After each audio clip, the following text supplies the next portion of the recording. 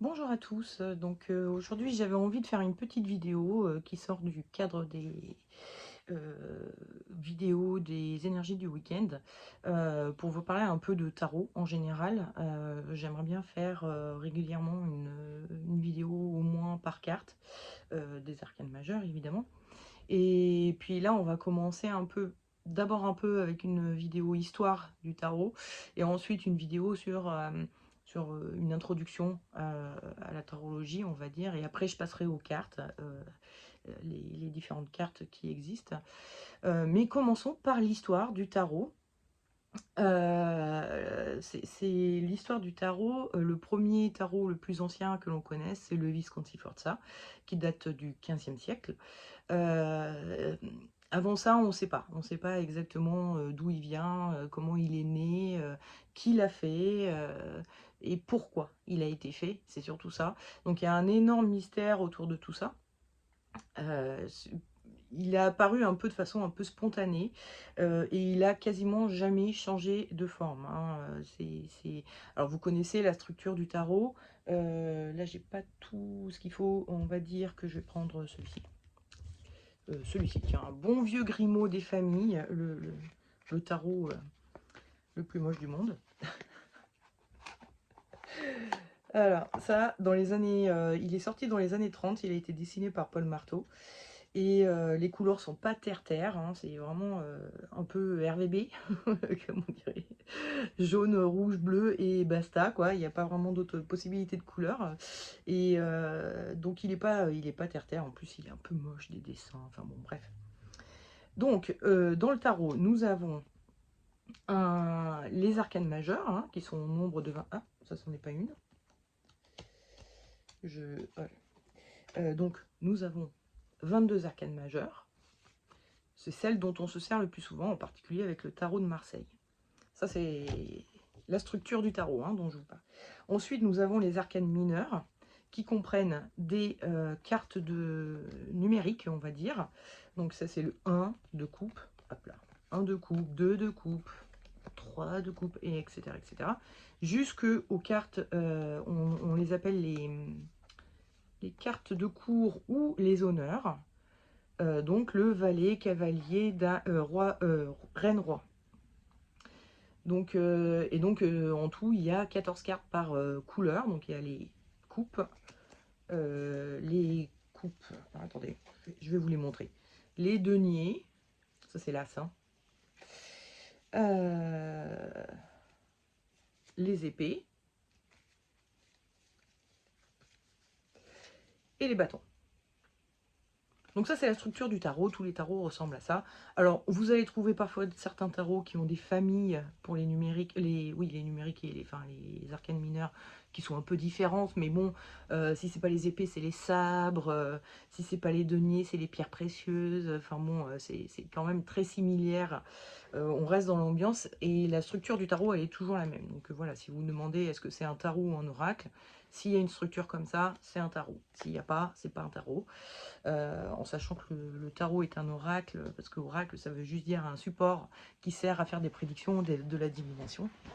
De la même manière que la Pythie était un oracle, parce que les Pythies étaient droguées, et donc elle disait des trucs qui étaient totalement incohérents, et à côté de ça, il y avait le prêtre qui était là pour interpréter ce que la Pythie venait de dire, et c'est lui qui faisait la prédiction, c'était pas la Pythie. La Pythie, elle disait des trucs chelous, et c'était le prêtre qui après faisait l'interprétation. Donc c'est ça un oracle, c'est un support qui va servir ensuite à faire des divinations. Donc le tarot rentre dedans, mais quand on dit est-ce que c'est un tarot ou un oracle, souvent on parle du fait que soit tu rentres dans la structure du tarot, soit pas, hein. Les oracles n'ont pas de structure définie, ils peuvent avoir la structure qu'ils veulent, voilà. Donc, revenons à l'histoire du tarot. Je ne sais plus où j'en étais du coup. Le tarot apparaît au XVe siècle. Le premier qu'on a retrouvé, le plus ancien, c'est le Visconti Forza, qui a déjà cette structure-là. En tout cas des arcanes majeures, parce qu'on n'a que les arcanes majeures. Donc c'est une structure, voilà, on a un mat, un battleur, etc., etc., etc. Je crois que sur le Visconti Forza, il n'y avait pas de nom encore, il n'y avait pas les noms qui étaient associés aux cartes. c'est venu qu'après, mais quand tu regardes les cartes, tu vois tout de suite que c'est un battleur, tu vois tout de suite que c'est un pape, tu vois, enfin bon, c'est les mêmes cartes quasiment, sauf que le Visconti Forza, à la différence de tous les autres jeux de cartes qu'on a été fait par un artiste peintre et qui a été enluminé. Les cartes étaient plutôt grandes, elles étaient pas du tout faites pour taper le carton, hein. Et il a été créé à l'occasion du mariage de la famille, enfin d'un mariage entre la famille Forza et Visconti. Donc c'était plutôt un support pour montrer qu'on était riche un petit peu, et puis pour avoir quelque chose de beau chez soi, voilà, mais c'était pas du tout fait pour jouer. Néanmoins, le tarot, c'est un jeu à la base qui est fait pour jouer, hein. On a des textes qui remontent, pareil, hein, du XVe siècle, qui parlent de ça, du fait qu'on jouait, et notamment à des jeux d'argent avec. Le côté divinatoire, il vient beaucoup plus tard, plutôt au XVIIIe siècle. On n'a aucune trace disant qu'on s'en servait pour faire de la divination avant. Et bon, bah, toute la grande question est, est-ce qu'il est né est-ce que c'est un jeu qui a été créé pour avoir quelque chose d'initiatique, comme aimerait le penser un bon nombre d'occultistes, en particulier les occultistes du 19e qui ont un peu redécouvert le tarot. Enfin, tout le monde le connaissait, c'était un jeu dont on se servait pour jouer, mais au 19e, c'est l'époque, vous savez, où on a réussi à traduire la pierre de Rosette, hein, donc Champollion qui arrive à comprendre les hiéroglyphes égyptiens. C'est la même année, on découvre la tombe de Toutankhamon. C'est une époque où on a l'impression d'avoir trouvé la première grande civilisation humaine avec l'Égypte. Et on est en quête de cette tradition primordiale, de la tradition primordiale, c'est-à-dire qu'ils s'imaginent que avant nos traditions européennes, etc., il y avait une tradition primordiale et nous, on n'en a que des bribes.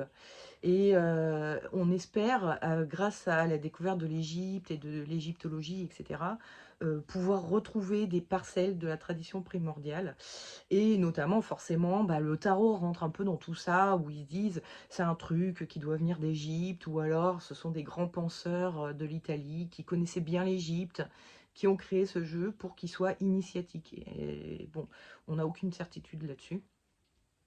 On ne sait pas. On ne sait pas. Il y a des théories aussi qui disent que ça viendrait de Chine, que, qui ont des cartes, ils appellent ça des hongrois, je ne sais pas si je le prononce bien, mais c'est des espèces de cartes, et puis effectivement, euh, si on regarde comment sont fabriquées ces cartes, hein, c'est à partir d'idéogrammes chinois très précis. Enfin bon, bref, je ne vais pas vous raconter toute l'histoire, c'est un peu complexe. Si vous voulez voir cette théorie, c'est Patrice Serre qui la développe dans Le mystère de l'ordre alphabétique. Ça a l'air d'avoir rien à voir, mais dedans il parle du tarot et de la naissance du tarot dans sa vision à lui, d'où il pense que ça vient.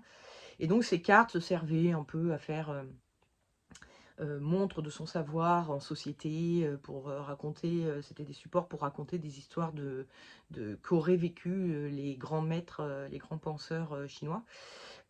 Sauf que et qu'ensuite ça a été récupéré par les Roms, hein. Vous savez, les Roms, ils voyagent beaucoup entre l'Asie, l'Europe et tout ça, et qui auraient ramené ça en Italie, et que donc bah, les Italiens s'en seraient servis pour créer le jeu du tarot qu'on connaît actuellement. Donc bon, c'est encore une fois une bonne grosse théorie, on n'a aucune certitude. Les historiens ne sont pas franchement convaincus. La théorie est très belle, hein, vraiment, hein, ça a l'air de tout coller, tout bien et tout. Patrice Serre, c'est un sinologue, hein, donc spécialiste de la Chine. Donc sur la partie chinoise, bon, on peut se dire, il a raison. Et en même temps, bah, la partie chinoise, moi je parle pas le chinois, je connais rien à la Chine. Je peux que lui faire confiance sur tout ce qu'il raconte. Je sais pas si c'est vrai ou pas, etc. La théorie est vraiment super intéressante, super belle et tout ça. Mais on n'a aucune certitude et malheureusement les historiens de l'art, hein, ceux qui étudient le tarot, bah, ne sont pas plus sinologues que je ne le suis. Donc ils ont un peu de mal aussi à adhérer parce qu'ils trouvent ça un peu trop beau, un peu trop bien ficelé. C'est bon. Donc voilà, mais c'est peut-être vrai, c'est peut-être ça, ou c'est peut-être effectivement au XVe siècle une espèce d'école initiatique qui aurait été tenue par Marcel Fissin et qui aurait demandé à Botticelli de dessiner des cartes pour faire son initiation dans son école. C'est une autre théorie, hein, qui est même passée sur Arte, ils en avaient fait carrément un reportage. Bon, c'est possible. Surtout que ça les arrangeait bien parce que du coup, Marcel Ficin, ça ressemble à Marseille. Donc ils disaient, ah, en fait, Marseille, ça vient de là. Parce qu'en italien, ça se dit Marsili, je crois, Marcel. Donc, bon, c'est une théorie. En plus, ils ont retrouvé des peintures de Botticelli où ils représenteraient la tempérance. Mais en même temps, c'est une époque où les vertus cardinales, hein, dont fait partie la tempérance, sont représentées partout. Et donc, Botticelli échappe pas à l'affaire. Hein, forcément, il en a fait lui aussi. Bon, et effectivement, elle ressemble un peu à la tempérance du tarot, mais est-ce que c'est pas le créateur du tarot qui s'est dit, bon, on va faire une tempérance comme on la dessine toujours, avec ces deux jarres, comme ça, bon. Il n'y a aucune certitude, voilà, on peut pas vraiment. Donc le gros mystère reste, et notamment sur qui a créé le tarot le premier et pourquoi il l'a fait. Il y a de fortes chances que ce soit juste pour jouer à des jeux, hein. Les cartes du tarot, elles ont des chiffres, à part le mat, mais elles ont toutes des chiffres, donc bah, voilà, le 10, il est plus fort que le 5, et bah ça, quoi. C'est peut-être juste ça. Et puis, ils ont mis des jolies illustrations pour parler un peu de la vie quotidienne, c'est aussi tout à fait plausible. Des étapes par lesquelles passent les hommes dans leur vie, quoi, hein, la nuit, le jour et la lune, enfin le soleil pour le jour, la lune pour une autre étape de la nuit, euh, la justice, parce que ben voilà, on peut être amené à rencontrer la justice, la tempérance, parce que des fois on peut s'énerver pour rien. Enfin voilà, c'est des trucs que tous les humains vivent, ça c'est sûr. Le tarot représente un peu c'est une espèce de BD de la vie de quelqu'un, quoi, hein. On est sur une espèce de panel de toutes les situations qui peuvent arriver dans la vie de quelqu'un. Donc ça, il y a de fortes chances, mais c'est le cas aussi sur nos tarots modernes, où on voit, je ne sais pas si vous voyez, enfin, je sais pas si vous avez déjà joué au tarot, mais dans un tarot pour jouer, les atouts ont des petites illustrations qui sont en haut et en bas, enfin, faut les inverser pour voir celles d'en bas, mais c'est des petites illustrations de la vie quotidienne des nobles du moment où ils ont créé ces jeux, quoi. C'est tout simplement ça. Donc, faut peut-être pas trop extrapoler autour de tout ça. Et c'est vrai qu'au 19e, on a voulu absolument mettre voilà, de l'initiatique là-dedans. Comme si les créateurs avaient voulu que ce soit initiatique, sauf qu'on n'en sait rien. Maintenant, au 19e, ils ont créé tout un contexte initiatique autour du tarot qui peut être utile aujourd'hui. Effectivement, ça colle, ça marche, on peut s'en servir, etc. Mais c'est pas dit que ce soit créé pour ça, dans ce but-là. Et maintenant, parlons. Alors, on a plusieurs types de tarot. Alors, je vous parlais du Visconti Forza, qui est un type de tarot, on va dire, un peu à part, lui tout seul. En fait, on a deux grands types de tarot, le tarot de Marseille et le Rider-Waite. Et puis après, il y a des petits tarots comme ça qui sont un peu différents. Je voulais vous en montrer un, il est où? Ah, voilà, le Weirs, qui est un peu dans l'esprit du Rider-Waite, parce que c'est un peu de la même époque, hein, fin 19e, début 20e, je ne sais plus trop, plutôt 19e, où il a voulu rajouter, alors vous voyez par exemple qu'il a rajouté les lettres de l'alphabet juif, hébreu, pardon. Voilà, ils ont associé des lettres de l'alphabet hébreu parce qu'il y a 22 lettres de l'alphabet hébreu, 22 arcanes majeures, donc forcément c'était lié à la Kabbale, c'était lié blablabla. Bon, c'est pas vrai du tout, d'autant que les auteurs, si on regarde Papus, il attribue des lettres de l'alphabet hébraïque qui n'ont rien à voir avec celles qu'attribue Viers. Enfin, c'est pas, c'est pas vraiment sûr que ce soit lié aux lettres de l'alphabet hébraïque. Mais c'était une époque, hein, on voit le 19e, ils ont essayé de rendre ça ésotérique, en fait, avec des notions de... Alors, bon, il a repris quand même, hein, c'est le tarot des imagiers du Moyen-Âge, ça. Donc, il a repris quand même hein, les notions, enfin, ça ressemble au tarot de Marseille, mais il a ajouté des petites choses. Je vais vous trouver des cartes. Bon, déjà, les lettres hébraïques. Attends, bon, la roue de fortune, qui a un côté très égyptien, hein, comme je vous disais. Tous les personnages ont quelque chose d'égyptien. Il a rajouté, là, le bâton d'Hermès, blablabla. Enfin, bon, il a rajouté des trucs. Le battleur, qui a plus ses attributs habituels sur sa table. Il a vraiment une coupe, une épée, un denier et un bâton. Il a remis, qui représente chacun un élément, hein, l'eau hein, avec la coupe, le feu avec l'épée, enfin non, l'épée ils mettent l'air, le denier c'est du coup qu'est-ce qu'il me reste? La terre. Parce que moi j'ai pas les mêmes références, je suis d'autres références pour les éléments, mais bon c'est pas grave. De toute façon je m'en sers pas, donc voilà. Et le bâton, le feu. Donc voilà, il a voulu rajouter un peu d'ésotérisme à tout ça. Le chapeau de la force qui forme un lemniscat, c'est-à-dire le symbole de l'infini. On a aussi, je cherche, il est où mon serpent là? Le diable qui prend des allures très différentes hein, du diable du tarot de Marseille, un peu plus ésotérique. Voilà, il y a un serpent qui est censé représenter la Kundalini, la montée de l'énergie de la Kundalini, blabla. Bref, on a des références un peu ésotériques qui arrivent. Donc lui, il est un peu à part. C'est pas vraiment un tarot de Marseille, il est un peu à part. Mais après, on a les grandes catégories, les tarots de Marseille, donc c'est cela, et les Rider-Waite. Rider-Waite Smith, celui-ci.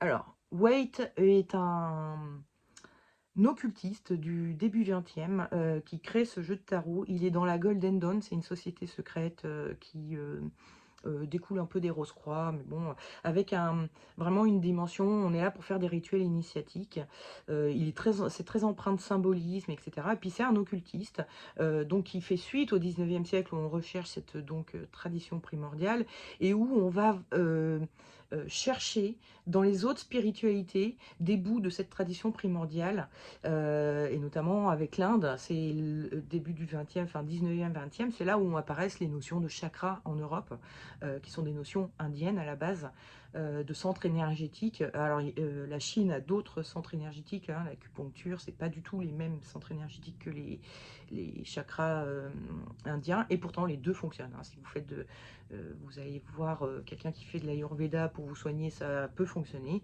Vous allez voir quelqu'un qui fait de l'acupuncture, ça peut fonctionner. Et pourtant, les deux systèmes n'ont rien à voir l'un avec l'autre. Donc, les centres ne sont pas placés aux mêmes endroits, etc. Et bon bref, Waite est donc très inspiré de toutes ces spiritualités, et il en a un peu marre, je pense, du côté un peu chrétien du tarot de Marseille. Hein. Avec le tarot de Marseille, on a quand même la Maison Dieu, le diable pape, la papesse, hein, donc aussi, le diable. Bref, il y a des notions très chrétiennes, voire catholiques, qui sont là, parce que bah, c'est né en Italie, pays du Vatican, et puis on est dans un monde chrétien, donc voilà, c'est né dans un contexte chrétien, hein, au Moyen-Âge, voilà, il y avait que ça.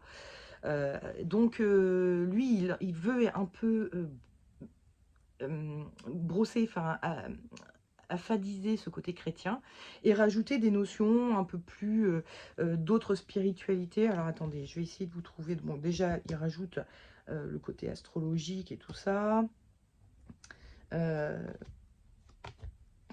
Je cherche hein, des cartes qui pourraient... Donc là, il transforme le battleur en magicien avec le Lemniscat au-dessus et qui va parler... Le magicien n'a rien à voir avec le battleur. Il met voilà, les deux colonnes, Betty, Johan, je ne me rappelle plus, c'est des trucs qui viennent plutôt de la Kabbale. Il y a l'empereur, oui, qui a des têtes de bélier qui sont plutôt des symboles un peu païens. L'impératrice a un côté assez païen aussi. Le pape, il le renomme le hiérophante. Hein, donc, alors là, c'est... pardon, hein, mais moi j'ai un jeu tout pourri. Ils ont mis les noms du tarot de Marseille. Ils l'ont vendu comme un tarot de Marseille, mais en fait c'est un Rider-Waite, parce qu'on n'a pas droit de traduire.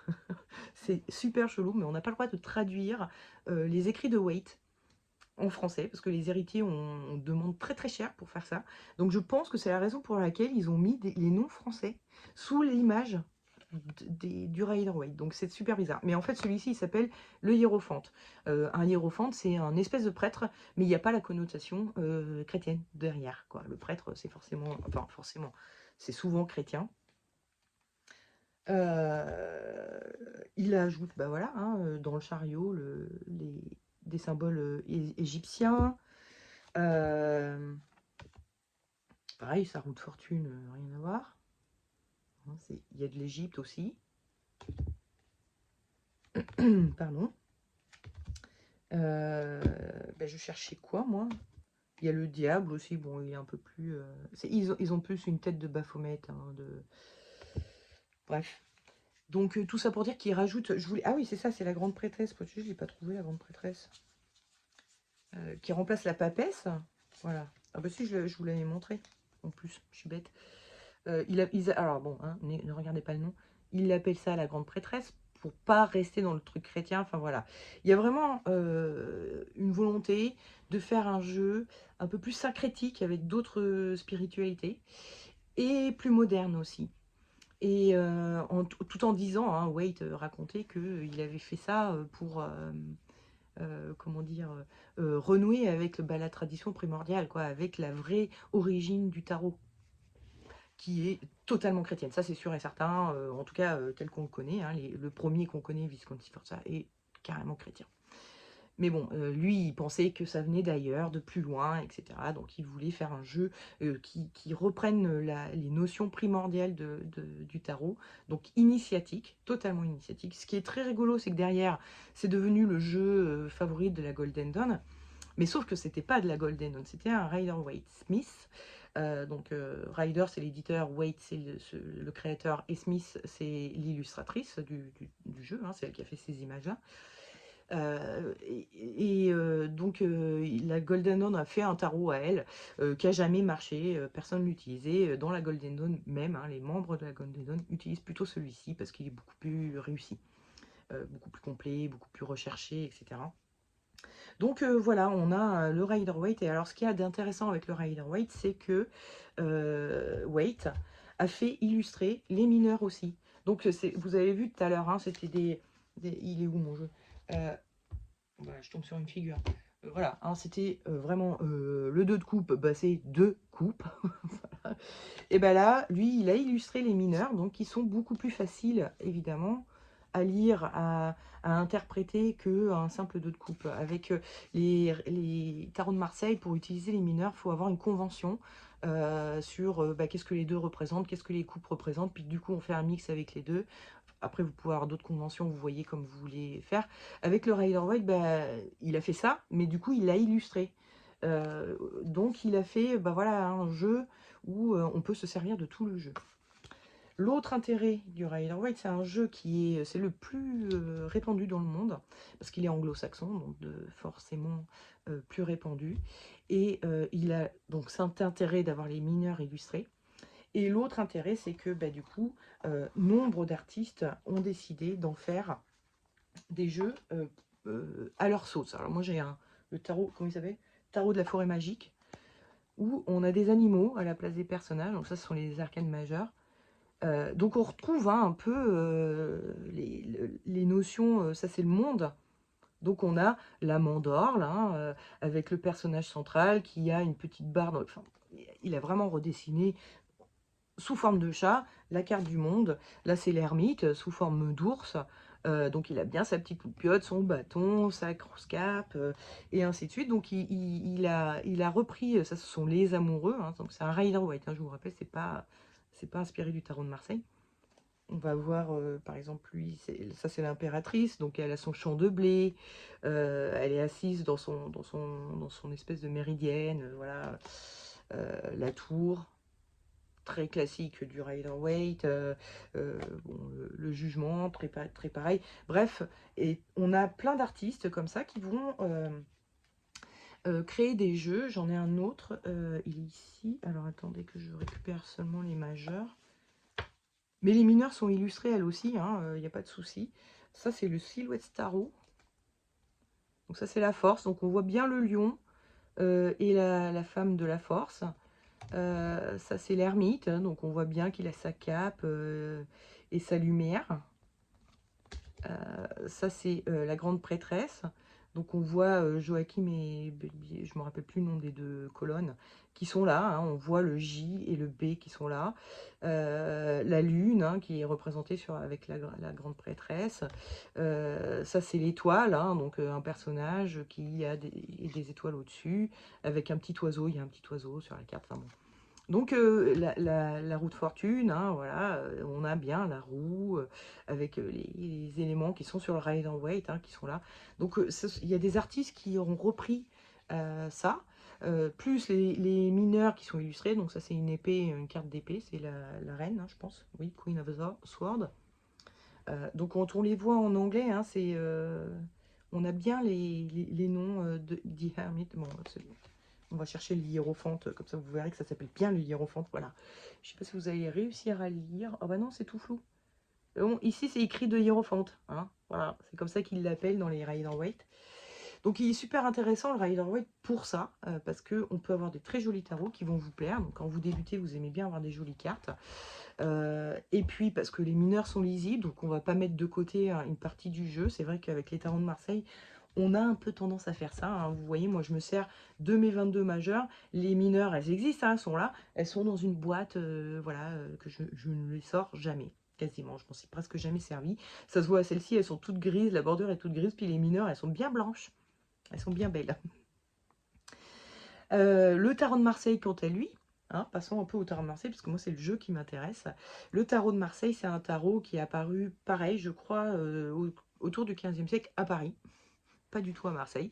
On l'appelle le tarot de Marseille parce que la plupart des éditions... Enfin, il y a eu une période où le plus gros fournisseur de tarot, c'était Marseille, hein. C'était là où il y avait le plus de quartiers. Donc, on a fini par voilà, l'appeler le tarot de Marseille, mais il ne vient pas du tout de Marseille. Il date du 15e siècle, donc Moyen-Âge. Et on a des versions un peu différentes. Alors là, j'ai un Vieilleville, par exemple. C'est un facsimilé du Vieilleville. Donc, ça, c'est une mineure. Où sont mes mages? Non, non, je suis n'importe quoi. C'est le battleur.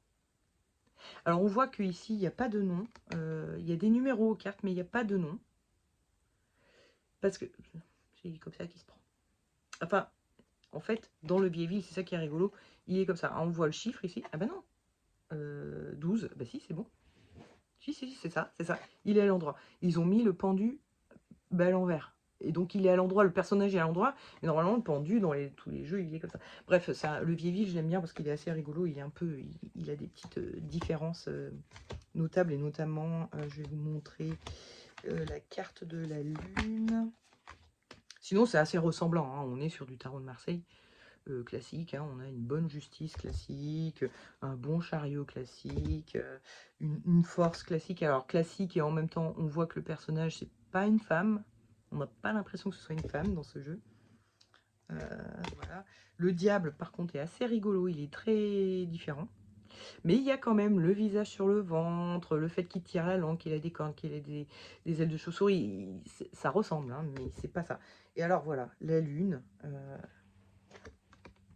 qui est quand même super différente. Rien à voir. C'est un berger avec ses moutons qui se retrouvent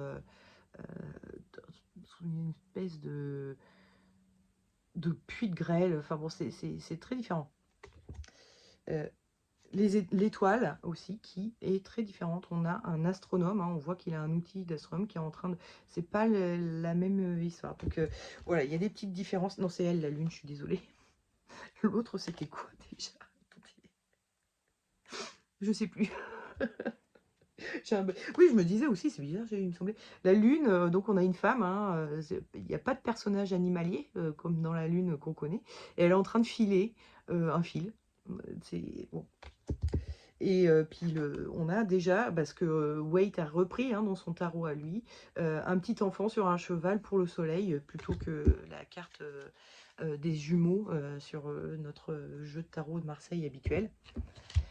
Et puis là j'ai un Madonier, bon lui il est beaucoup plus classique, hein, beaucoup plus ressemblant au tarot de Marseille. Vous allez voir tout de suite le style Oh, bah dis donc, un battleur, quand on regarde celle-ci à côté, on se dit, bon là les traits sont un peu plus léchés parce que c'est fait numériquement, mais et ça c'est des gravures sur bois, hein, les tarots de Marseille. C'est pareil, c'est un fac-similé celui-ci, donc c'est vraiment un tarot de Marseille qu'on a retrouvé et qu'on a photocopié, en gros, hein, voilà, un fac-similé. Alors que celui-ci, il a été redessiné, mais en suivant bien les traits. Bon, on retrouve tous les éléments, hein, vraiment. On a la petite pochette, là, voilà, le petit couteau avec son, comment on appelle ça, là, l'étui. Il a un bâton dans les mains, il y a des pièces et des dés sur la table, des gobelets. On, on est sur un tarot de Marseille bien classique.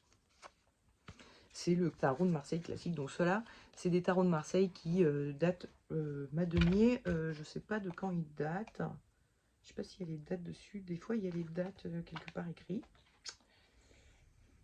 Fait à Dijon, par un quartier ordinaire. Bon, je sais pas. Ah si, les dates, souvent, on les trouve sur l'as de denier. C'est ça. On va chercher l'as de denier, si... Ah ouais, tiens, je suis sur les deniers, justement.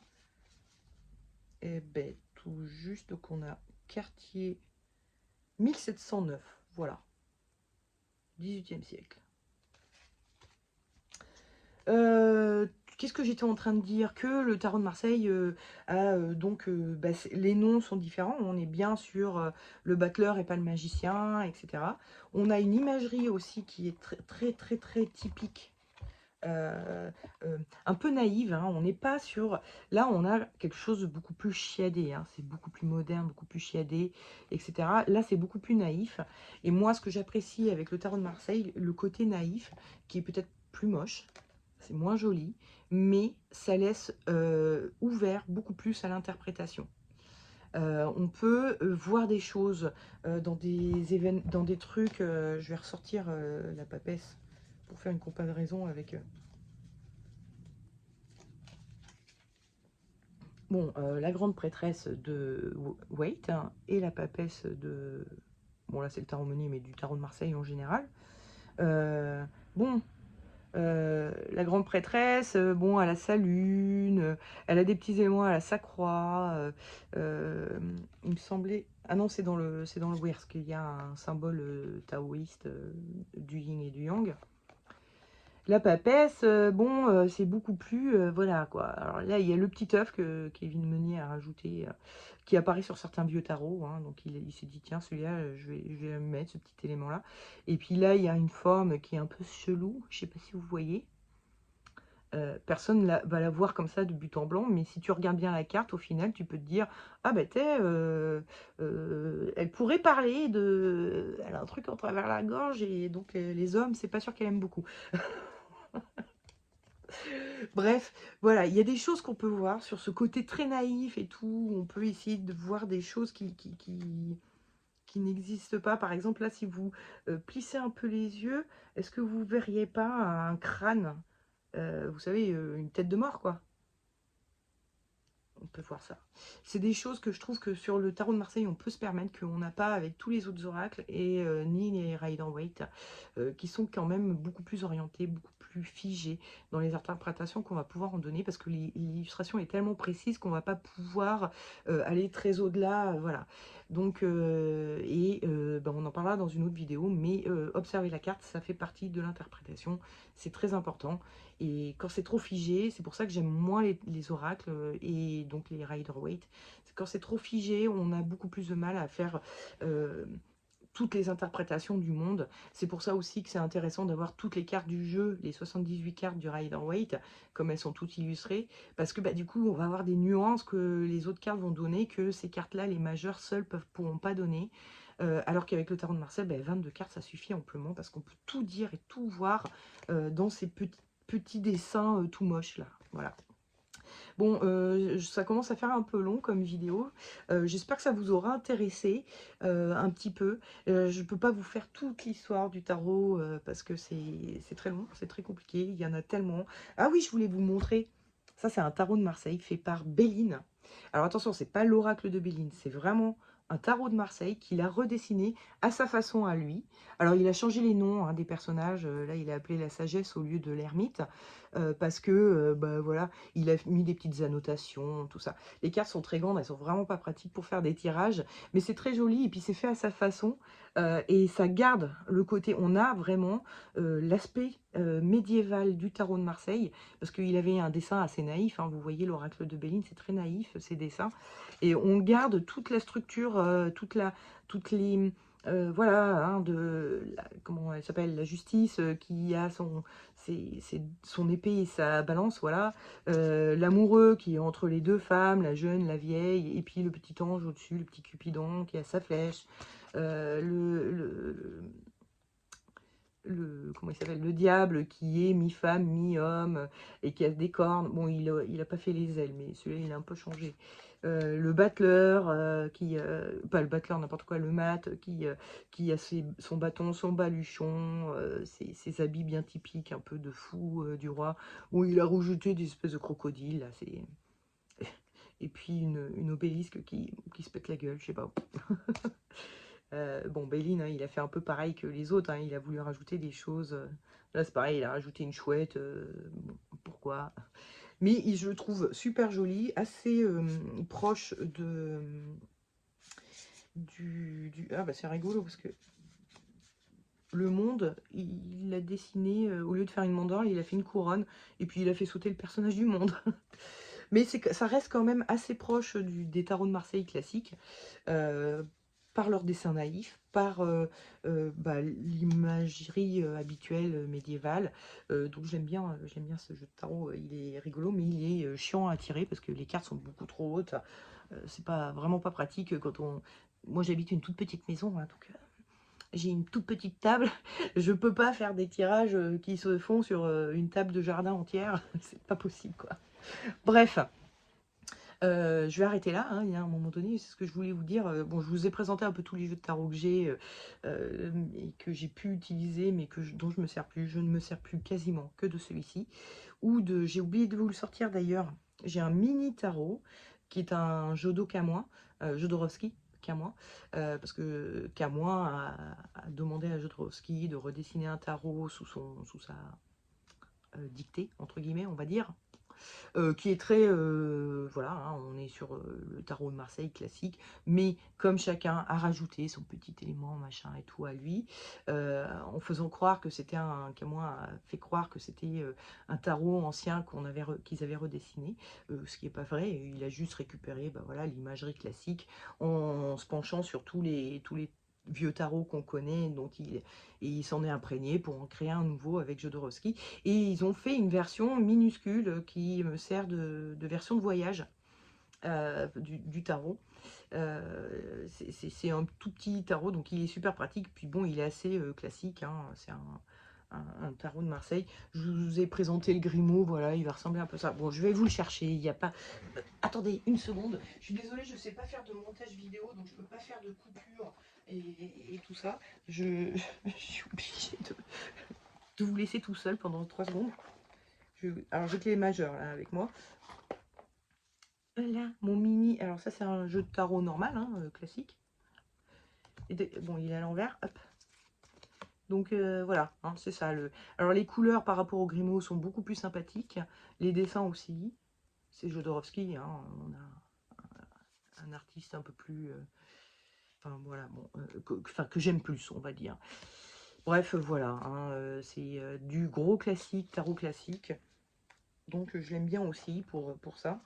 Mais sinon, à part ça, je me sers, quand vous voyez hein, dans mes tirages, je me sers toujours du tarot meunier parce que c'est celui que j'utilise, je l'aime bien. J'ai l'habitude de tirer avec. Je pourrais faire à peu près avec n'importe quel tarot classique, on va dire. Mais j'aime pas le Grimaud, j'aime pas. Je garde précieusement mon Béline, je garde précieusement mon Vieilleville. Ça, ce sont des facsimilés, donc je les utilise pas trop. J'utilise plutôt celui-ci qui est un peu plus. Voilà. S'il se déchire ou je sais pas quoi, j'aurai moins mal au cœur. Que sur les facsimilés qui coûtent un peu plus cher quand même et puis qui ont une valeur historique quoi. Moi j'adore comparer ça, quand j'ai commencé à étudier le tarot, j'adorais comparer les lames des différents quartiers entre elles et tout ça. Les premiers quartiers français c'était Noblet et Dodal à Paris. Je sais plus lequel a commencé en premier, mais enfin bon, ils sont très proches, avec 2-3 années près. Et j'adore regarder ces jeux de tarot-là et de les comparer avec nos jeux modernes et tout ça, je trouve ça génial. Je trouve que ça amplifie la dimension de ce tarot, ça renforce le mystère, ça... Bref, j'adore le tarot, voilà, vous le savez. Bon, écoutez, je vais arrêter là, hein, ça fait 10 minutes que je dis que je vais arrêter là, donc je vais vraiment arrêter là, parce que ça commence à être un peu long. J'espère que c'est pas trop chiant comme vidéo, et pas trop bordélique, parce que évidemment je n'ai absolument rien préparé, et j'ai sûrement dit la moitié de ce que je m'étais dit que je dirais, et j'en ai rajouté des choses que je pensais pas dire, et puis voilà, je les ai dites quand même. Bref. Vidéo bordélique, mais c'est histoire un peu de parler de l'histoire du tarot. Et je vous ferai une petite vidéo prochainement qui va parler plus de comment utiliser le tarot, comment ça marche un peu un tarot pour l'utiliser, en tout cas les arcanes majeures. Et ensuite, je vous ferai des vidéos sur les cartes en elles-mêmes, les unes après les autres. Donc voilà. Bon, et bien écoutez, je vous souhaite une très bonne journée, après-midi, matinée, nuit, je ne sais pas à quelle heure vous regarderez cette vidéo. En tout cas, je vous souhaite de bien bonnes choses. Je vous dis à bientôt, allez, ciao!